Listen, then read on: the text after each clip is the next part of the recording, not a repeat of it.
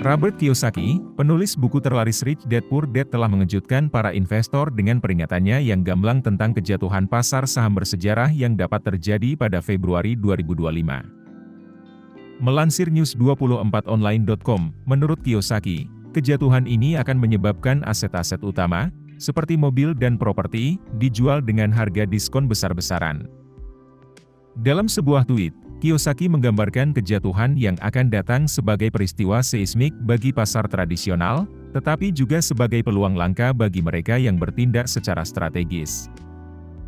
Dalam sebuah posting di X, ia menyatakan, kejatuhan pasar saham terbesar dalam sejarah akan datang, dan itu akan terjadi pada Februari 2025.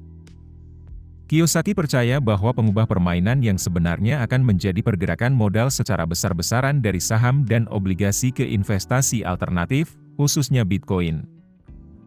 Ia membayangkan lonjakan dramatis untuk mata uang kripto, menggambarkan potensi pertumbuhannya sebagai sebuah ledakan besar dan sangat mendorong para investor untuk mengalihkan perhatian mereka ke aset yang sedang berkembang ini.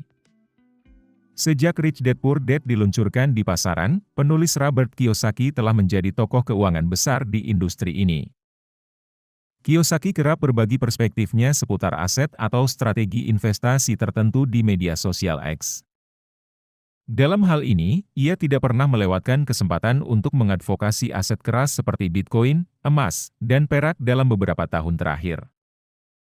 Yang lebih penting, ia secara aktif menyarankan para pembaca untuk menginvestasikan uang hasil jerih payah mereka dalam aset ini, bukan dolar as atau fiat, karena itu palsu, membuat orang semakin miskin seiring berjalannya waktu.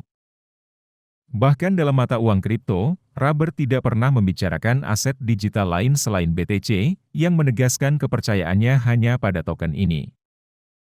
Kiyosaki telah meramalkan keruntuhan finansial seperti itu selama bertahun-tahun, merujuk pada bukunya tahun 2013 Rich Dad's Property, di mana ia meramalkan penurunan yang jauh lebih parah daripada krisis sebelumnya. Saat ini, ia percaya ramalan itu akan segera terwujud. Alih-alih melihat ini sebagai malapetaka, Kiyosaki melihatnya sebagai peluang untuk memanfaatkan situasi tersebut. Saat terjadi kejatuhan, semuanya dijual, katanya. Kiyosaki menekankan bahwa selama kekacauan ekonomi seperti itu, aset seperti mobil dan rumah bisa menjadi jauh lebih terjangkau.